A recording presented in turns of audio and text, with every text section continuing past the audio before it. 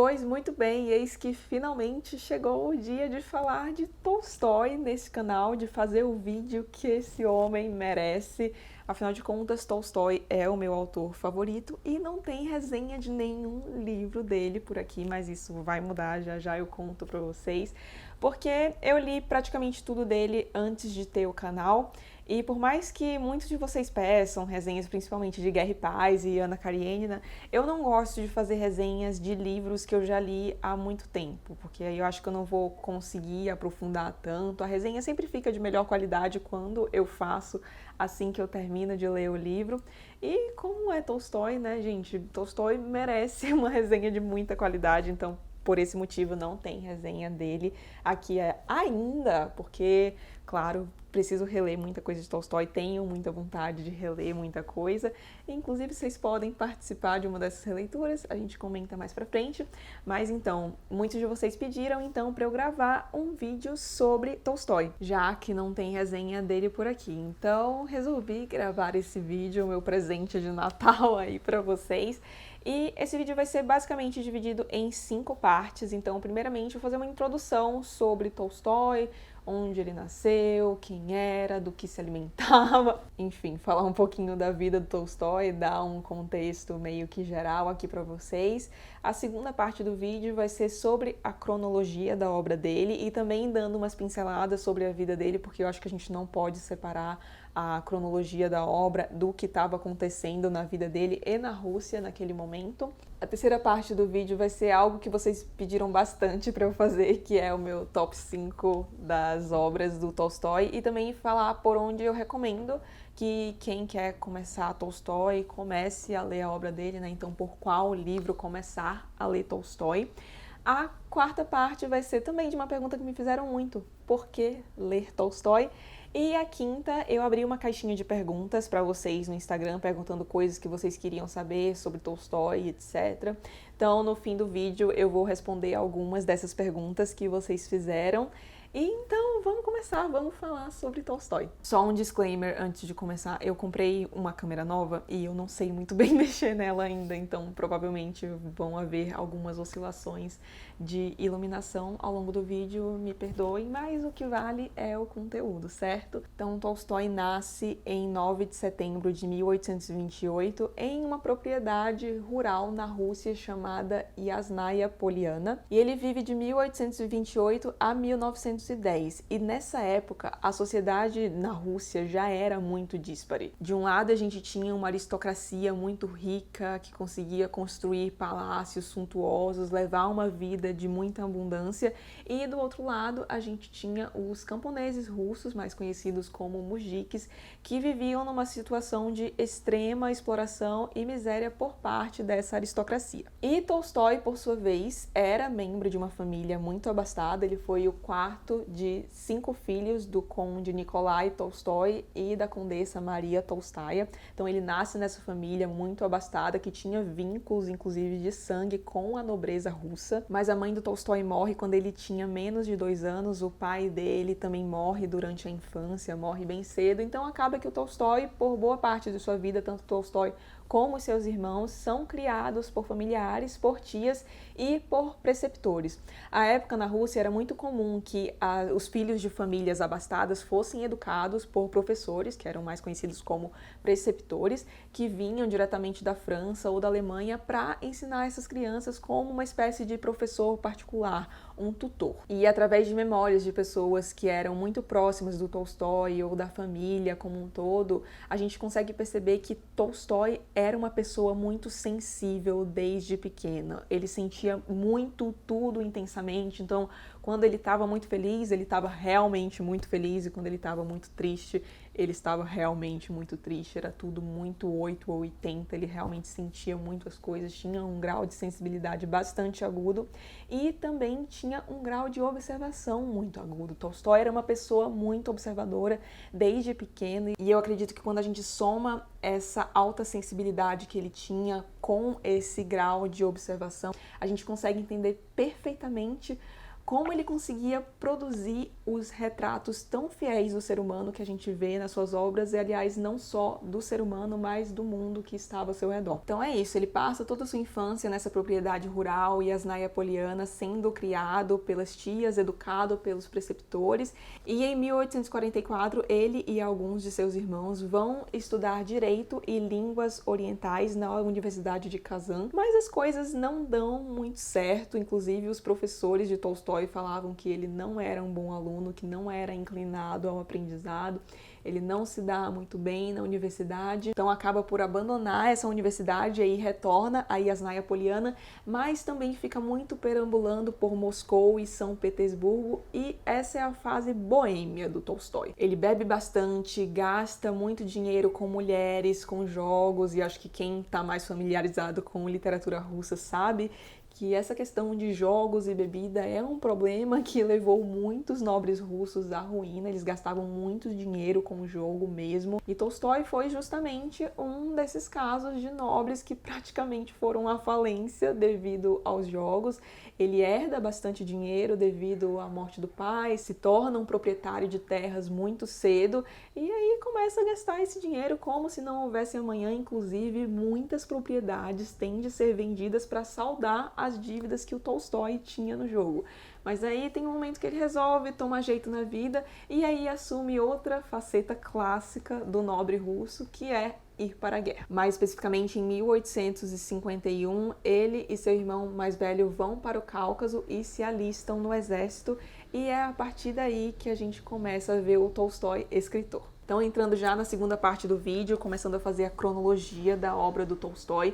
Na verdade, o Tolstói já escrevia desde pequeno, ele mantinha diários. Alguns períodos da sua vida ele interrompeu um pouco esse hábito, mas no geral ele manteve desde pequeno até a sua morte. Mas na guerra é onde ele começa a efetivamente escrever narrativas, muitas inclusive tendo como base a sua própria experiência na guerra. E é inclusive no Cáucaso que ele termina a sua primeira obra publicada, que é Infância. Eu tenho duas edições aqui. Essa aqui é a edição aqui do Brasil, pela LPIM. Então aqui a gente tem Infância, Adolescência e Juventude. E aqui a gente tem a edição em alemão também do mesmo livro. E a ideia era que esse livro fosse uma espécie de quadrilogia. Então teria que ter uma quarta parte chamada Velhice, mas acabou não dando muito certo.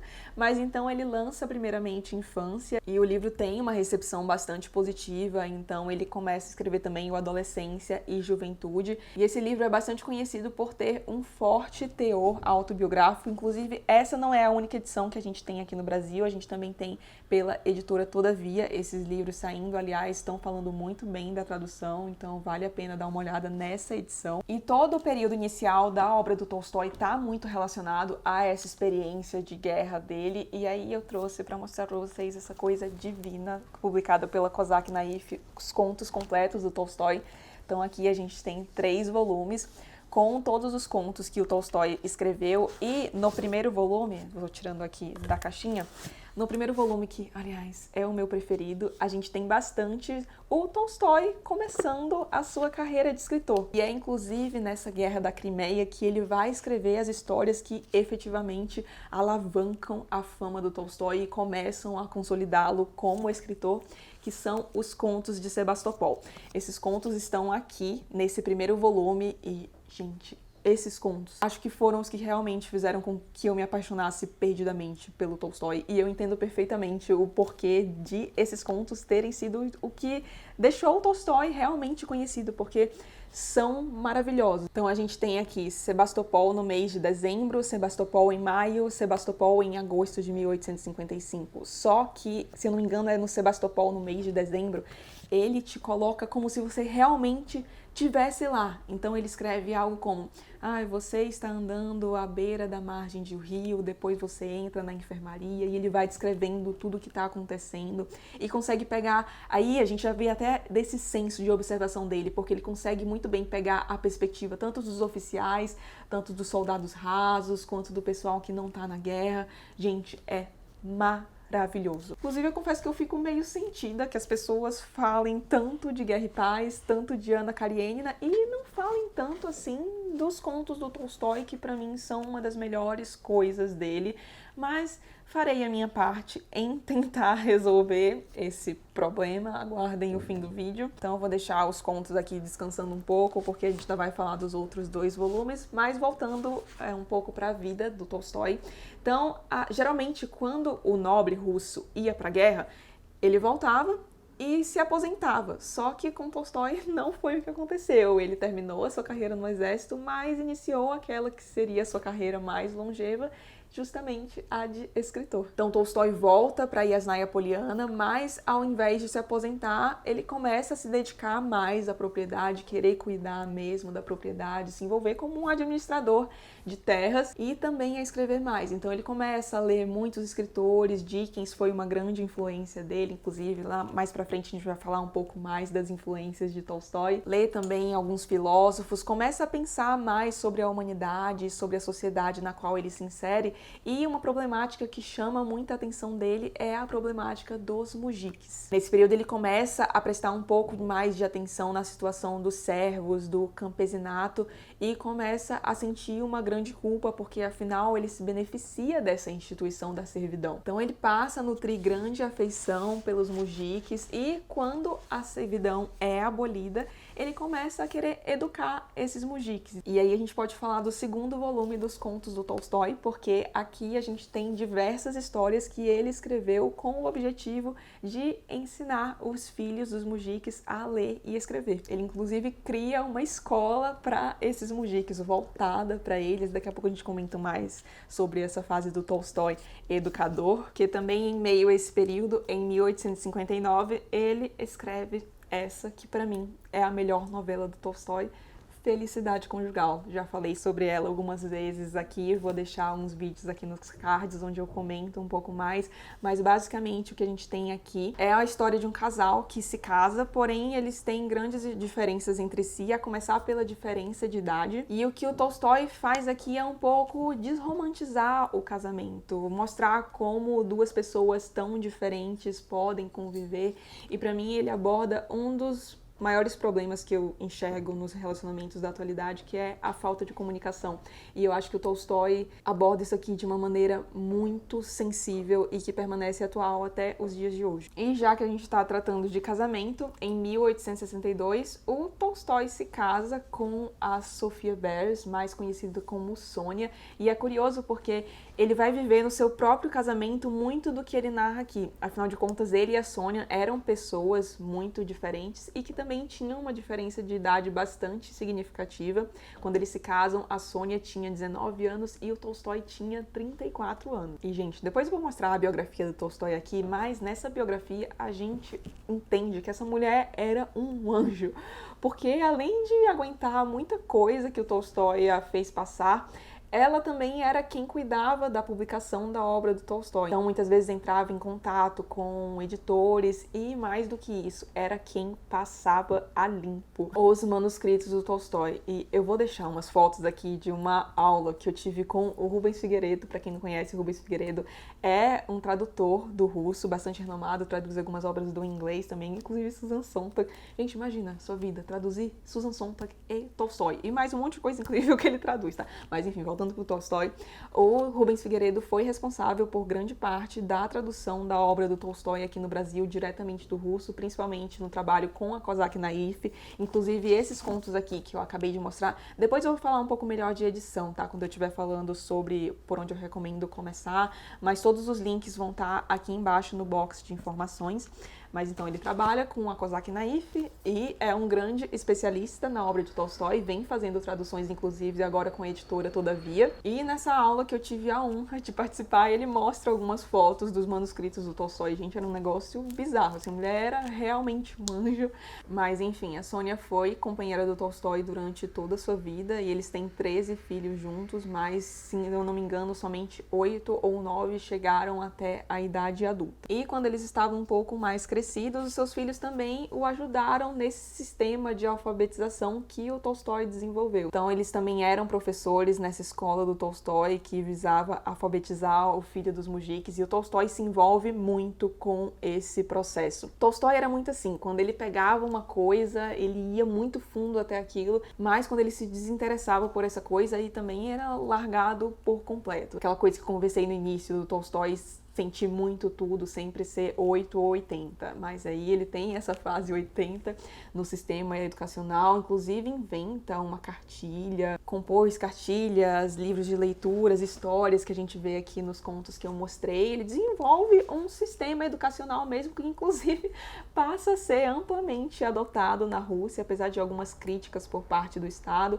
porque o Tolstói não defendia muito essa questão de castigos, era uma coisa mais livre, um ensino mais orgânico e que nem sempre agradava ao Estado. E eu acho que essa foi definitivamente a fase mais estável da vida do Tolstói. Inclusive, na biografia dele, a Rosamund Bartlett, que é a biógrafa, fala que essa foi a época mais feliz da vida dele, que proporcionou estabilidade suficiente para que ele conseguisse escrever aquela que é tida por muitos como sua obra-prima, Guerra e Paz. E o que a gente tem aqui no famoso Guerra e Paz? Guerra e Paz tem como ponto de partida a invasão da Rússia pelas tropas de Napoleão, contadas a partir do ponto de vista russo, mas, como eu disse, esse é só o ponto de partida, porque essa obra aqui é muito mais do que isso. E eu acredito que esse foi o livro que mais me fez perceber o porquê eu amo tanto a literatura russa, e também acho que é o que melhor conjuga todos os elementos da obra do Tolstói. E aqui a gente acompanha personagens de diversos contextos, de diversas origens, então nobreza, mujiques, civis, soldados. Gente, livro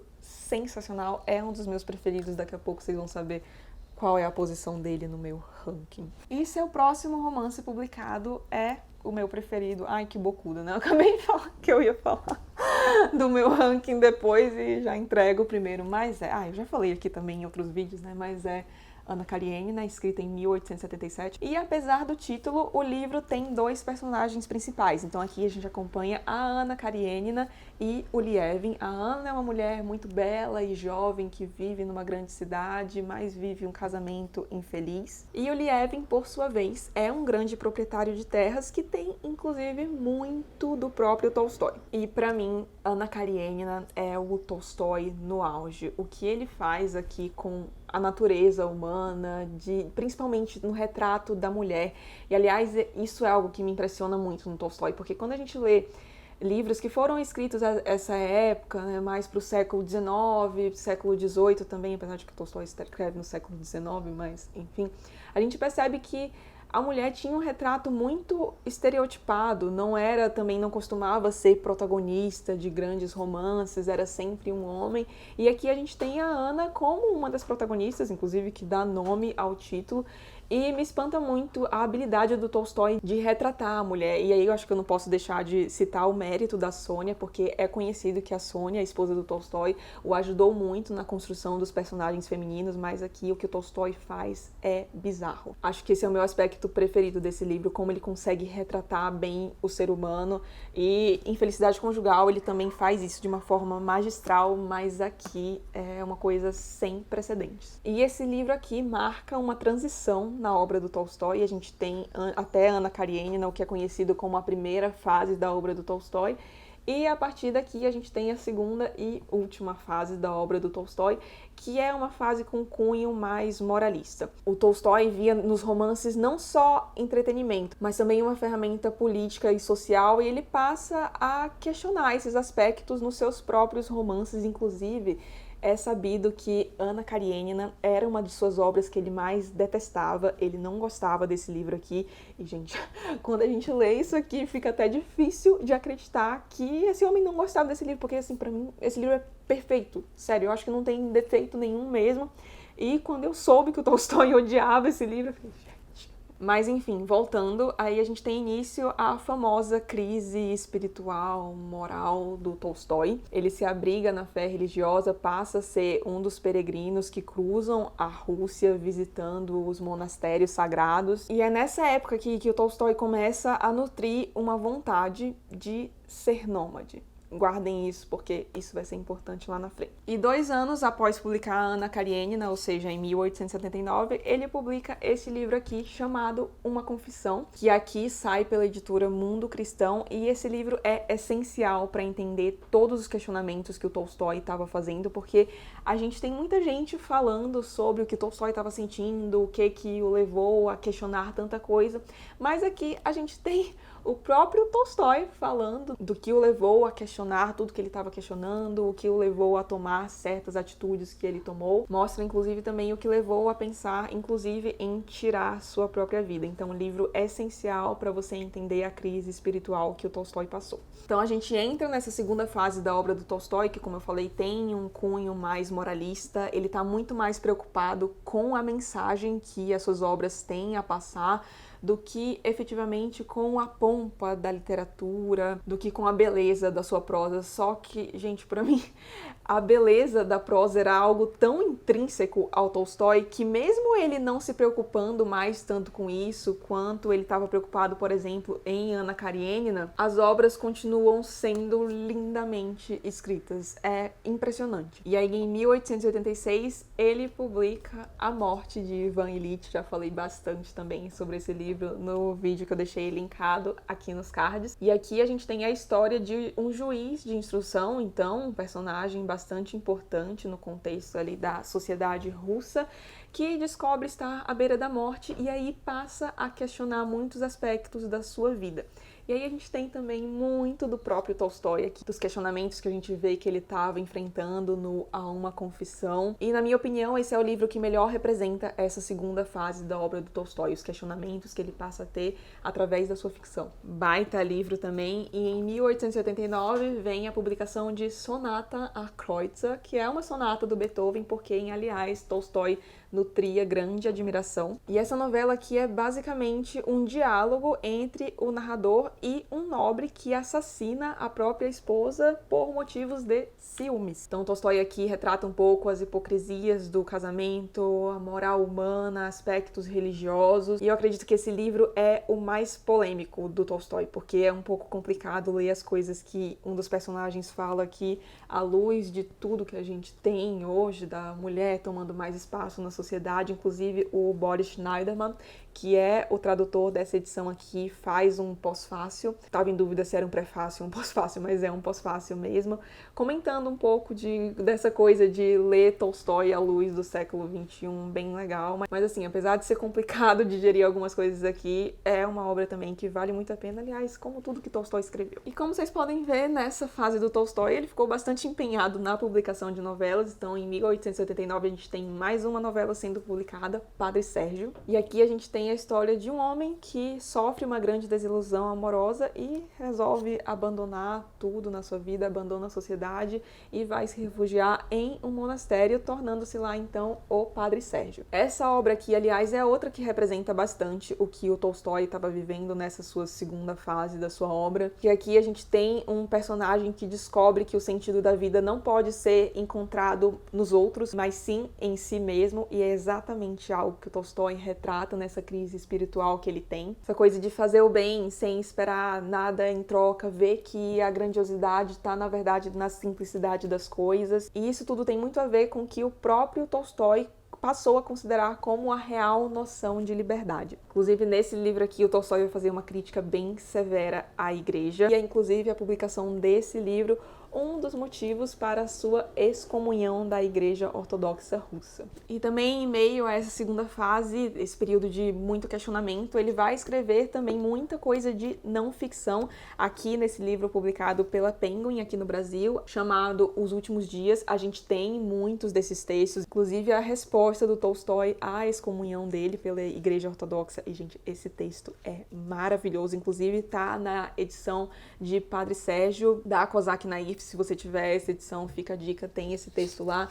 Mas são textos não só de cunho de crítica religiosa, mas também ele perguntando o que é arte, falando sobre patriotismo e governo, sobre educação, enfim, bastante questionamento aqui. Gosto muito desse livro, tem muito texto bom mesmo, e também, para mim, junto junto com uma confissão, são livros que ajudam muito a entender toda essa crise pela qual Tolstói passou. Mas, apesar de estar empenhado na publicação de novelas, ele também escreve um romance de certo fôlego. Esse aqui é o Ressurreição, que eu tenho minhas dúvidas. Ai, lá vai a bocuda falando aqui de novo.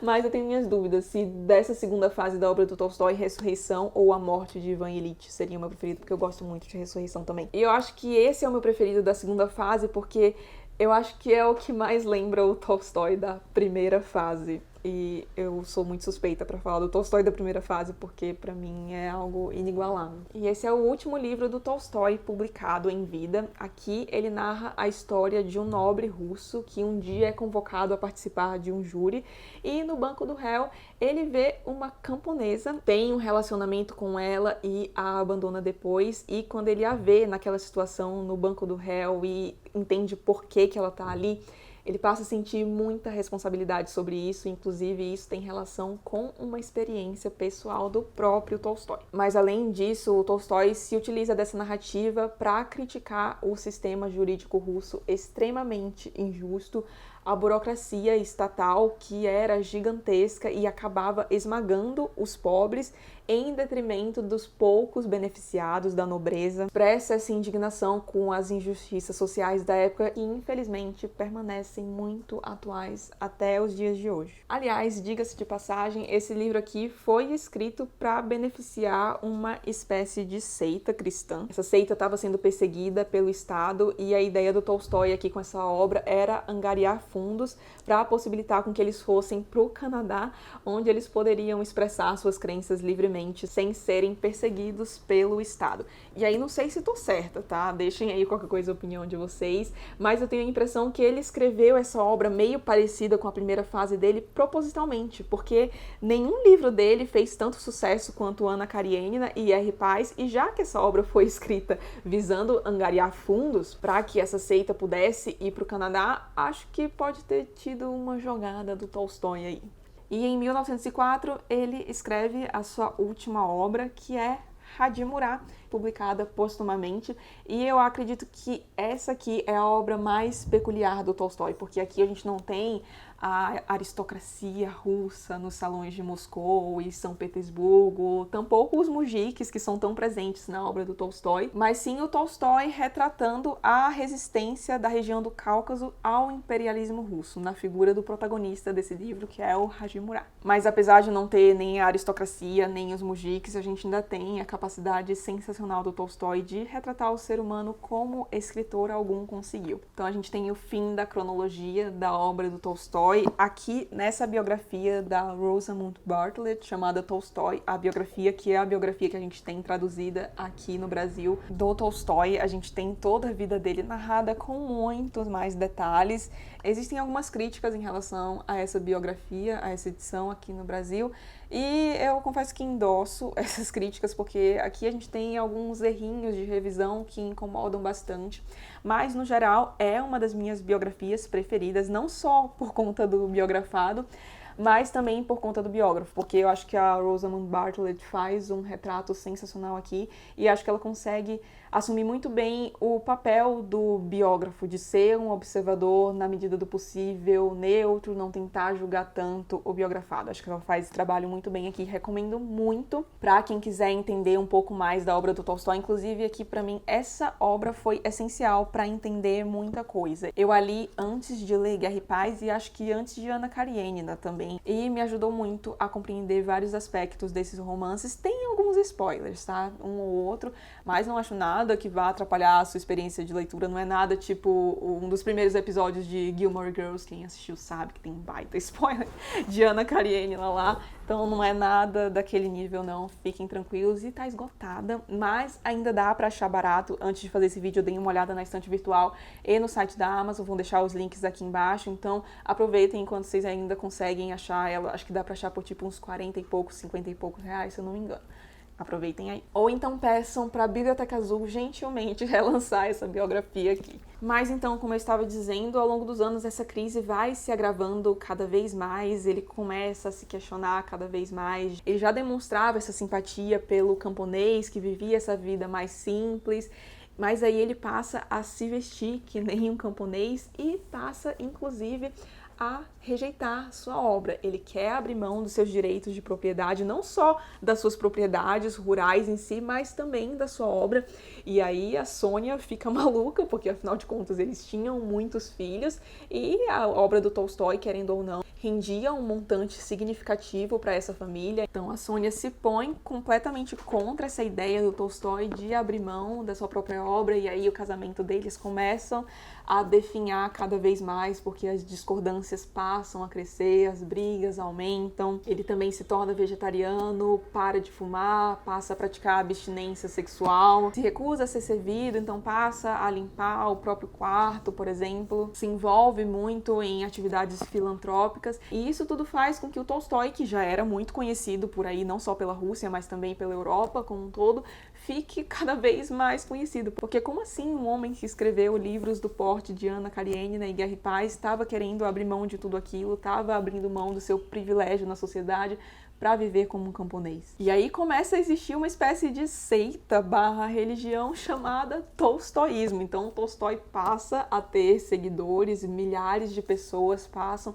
a fazer uma peregrinação até Yasnaya Poliana. Tolstói recebia muitas visitas todos os dias, e aí isso começa também a definhar mais ainda a relação dele com a família dele, porque se sentia de lado, até que essas discordâncias chegam a um ponto que o Tolstói considera insustentável, e em 1910 ele simplesmente pega suas coisas, sai de casa, abandona sua família, vai embora, começa a andar por aí. Disse que o destino primário dele era visitar a sua irmã, mas depois disso parece que ele não tinha muita ideia para onde ele ia. Então ainda em 1910, aos 82 anos, que é o mesmo ano que ele sai de casa, abandona sua família, ele também morre em uma estação de trem. E tudo isso, como eu já disse, é bem mais retratado, com muito mais detalhes aqui nessa biografia da Rosamunde Bartlett, que dá pra achar no Kindle também, acho que eu não falei isso, tá?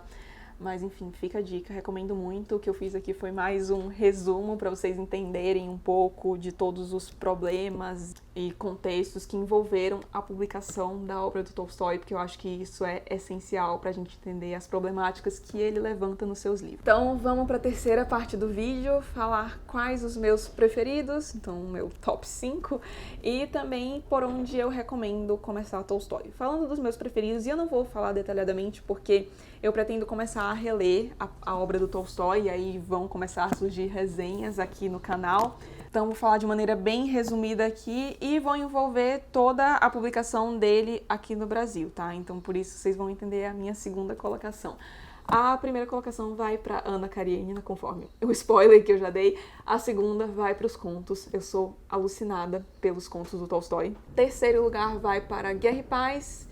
Mas coladinho em quarto vem Felicidade Conjugal, e talvez se você me perguntasse qual seria meu top 5 amanhã, talvez eu trocasse Felicidade Conjugal e Guerra e Paz. Eu realmente gosto muito de Felicidade Conjugal. E o quinto lugar vai pra Ressurreição, também talvez podem trocar de lugar com A Morte de Ivan Ilitch. Não, mas acho que vai pra Ressurreição mesmo. E por onde eu começaria Tolstói? Eu já falei sobre isso aqui em alguns vídeos, mas pra quem não viu, eu acho bem legal começar pelas novelas, e aí eu indicaria as minhas preferidas, Felicidade Conjugal e A Morte de Ivan Ilitch. Acho que isso aqui são duas ótimas pedidas.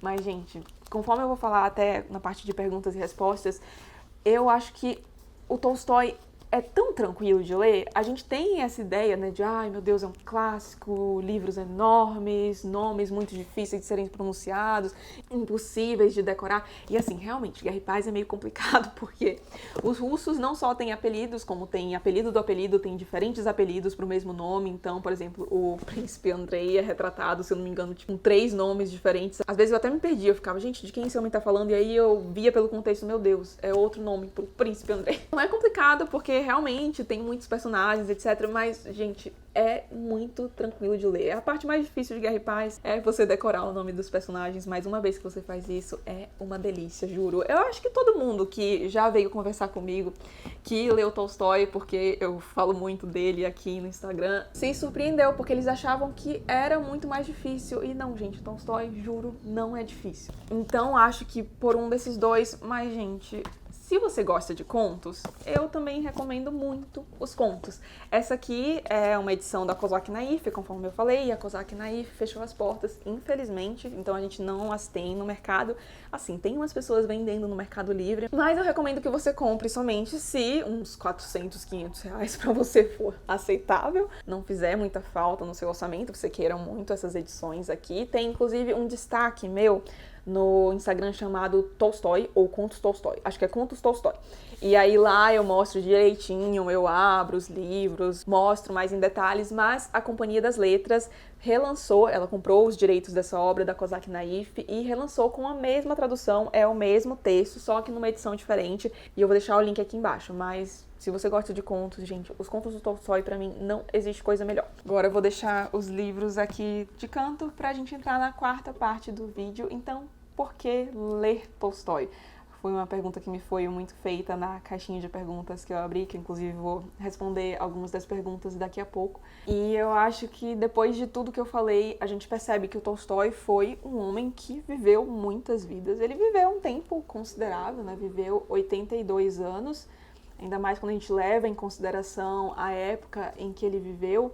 E eu digo que ele viveu muitas vidas porque ele viveu a criança mimada, ele viveu o adolescente rebelde, ele viveu o jovem adulto boêmio, ele foi pra guerra, ele teve o seu período de se dedicar à propriedade rural e à educação dos mujiques, e também teve toda essa crise espiritual do meio pro fim da sua vida, ou seja, foi uma vivência muito rica.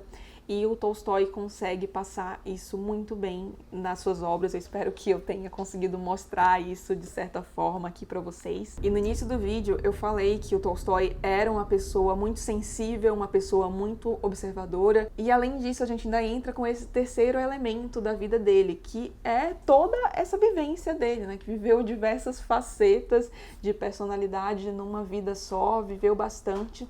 E eu acho que todos esses elementos condensados acabam resultando num escritor que eu sinceramente acho que a gente nunca mais vai ter igual. Além disso, a gente tinha esse contexto histórico tão único da Rússia, inclusive na aula que eu tive com o Rubens Figueiredo, ele fala que somente a Rússia poderia ter produzido um escritor como Tolstói, e eu concordo completamente. O meu aspecto preferido da obra do Tolstói é justamente, acho que o que resulta de todas essas características dele, que é justamente saber retratar tão bem a natureza humana de uma forma que eu acho que escritor algum jamais conseguiu, e na minha opinião jamais vai conseguir, e eu acho que é por isso que tantos livros do Tolstói são considerados clássicos, porque clássicos, afinal de contas, são aqueles livros que sobrevivem a todas as vicissitudes do tempo, ou seja, não importa se foi escrito antes de Cristo, depois de Cristo, são livros que continuam a falar com a gente. E é impossível você não ler Ana Karenina, por exemplo,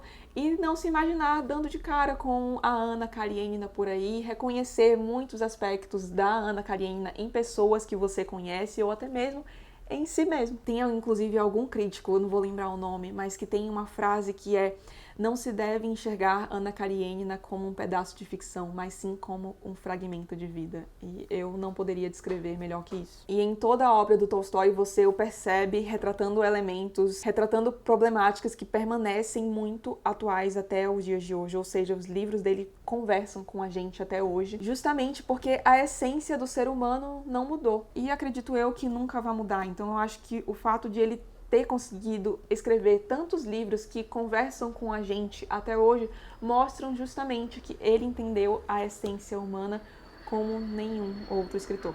Então espero que eu tenha convencido vocês a ler Tolstói. Por favor, leiam Tolstói. E aí vem o que eu tava aguardando mais pro fim do vídeo.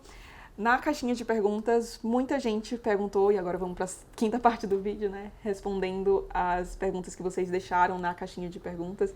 E tem várias perguntas aqui perguntando se vai ter leitura conjunta de Tolstói, se vai ter leitura conjunta de Guerra e Paz.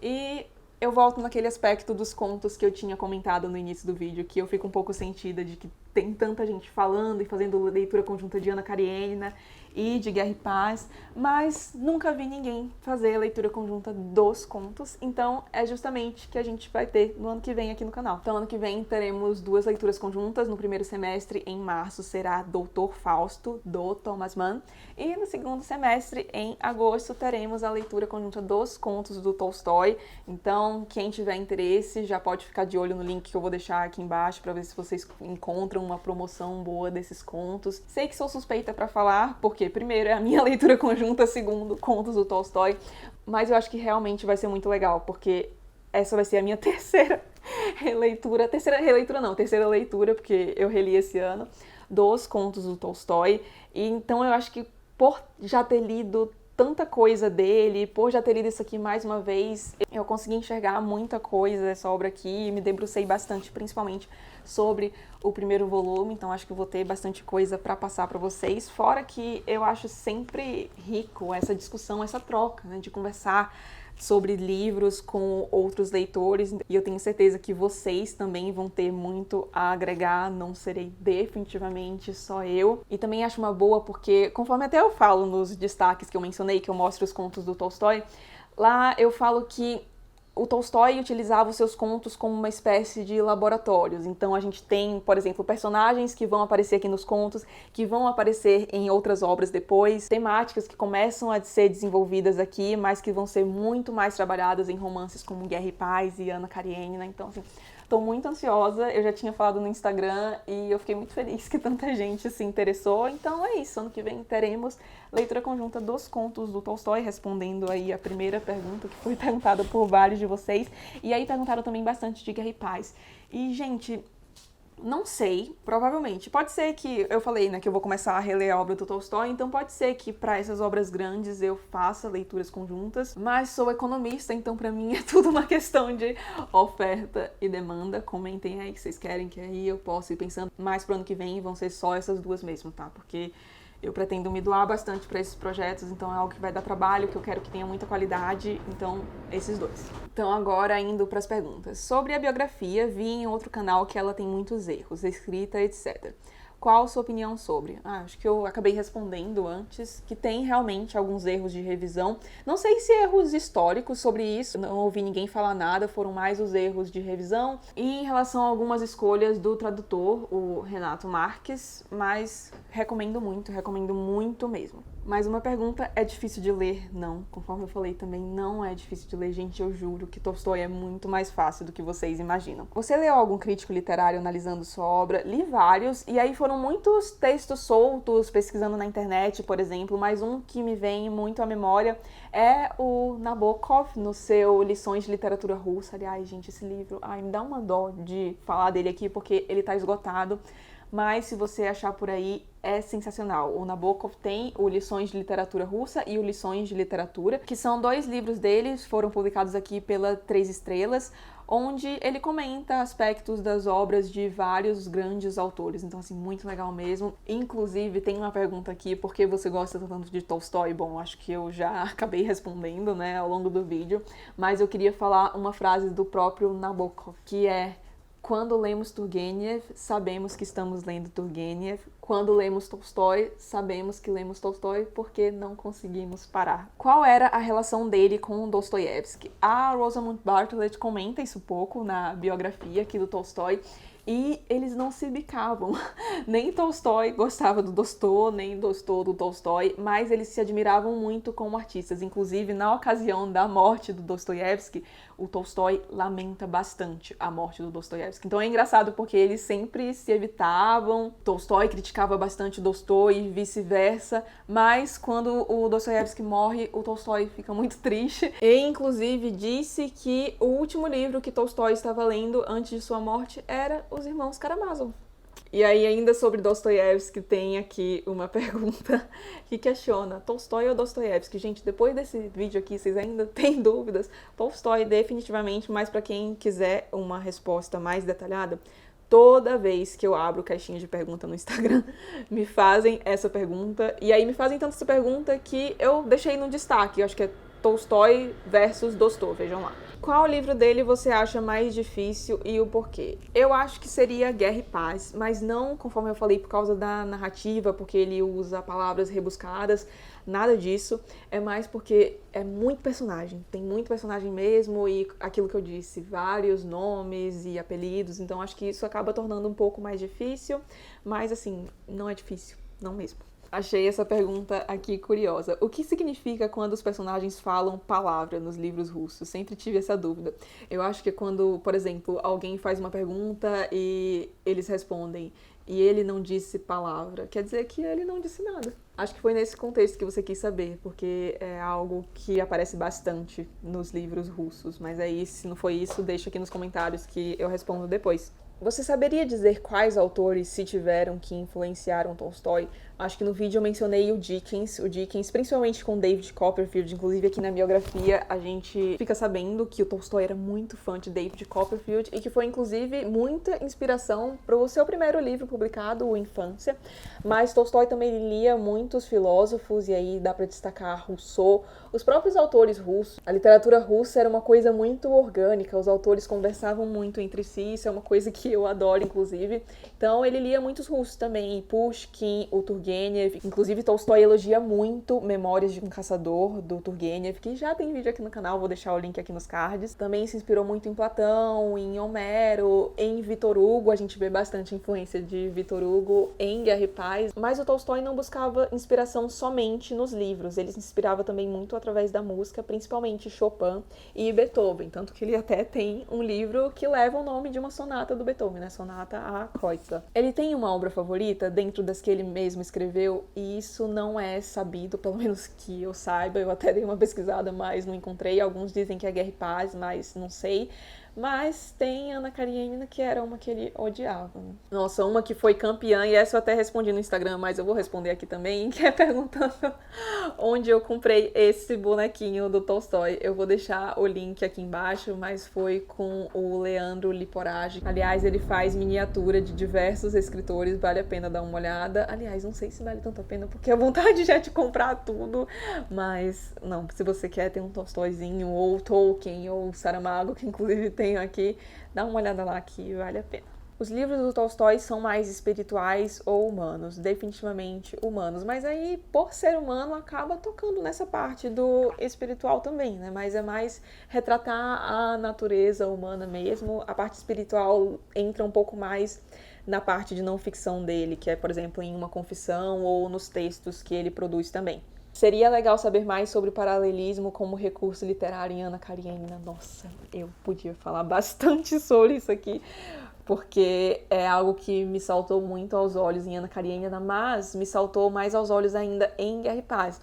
E aí eu não vou falar muito, porque, gente, esse vídeo já deve estar gigantesco, mas eu falo mais sobre isso quando eu fizer as resenhas para esses livros aqui. Alguma sugestão de leitura antes de encarar Guerra e Paz? Eu acho que pode ser uma boa ler a biografia do Napoleão. Eu li a do Vincent Cronin, bem boa, vou deixar o link aqui embaixo também no box de informações, mas não é nada mandatório. Você consegue entender o livro tranquilamente sem ler. Recomenda começar Tolstói por Ana Karenina? Gente, como eu falei, Tolstói é muito mais fácil do que vocês imaginam. Então, assim, se você está familiarizado com calhamaços ou não acha que vai ser um problema já ler um calhamaço de primeira, eu não vejo problema nenhum. Inclusive, tem uma amiga minha, beijo, Paty, que começou Tolstói por Ana Karenina e ela adorou. Bom, acho que foram essas as perguntas, então obrigada a todo mundo que perguntou e sugeriu esse vídeo. Espero que vocês tenham gostado, espero que vocês leiam Tolstói, que toda a minha panfletagem aqui tenha dado certo para divulgar a palavra de Tolstói no YouTube, apesar de já ser bastante divulgada. Mas enfim, espero que vocês tenham gostado. E se você gostou do vídeo, não esqueça de deixar um like e de se inscrever no canal, caso não seja inscrito ainda. Um beijo, Feliz Natal para todo mundo e até o próximo vídeo.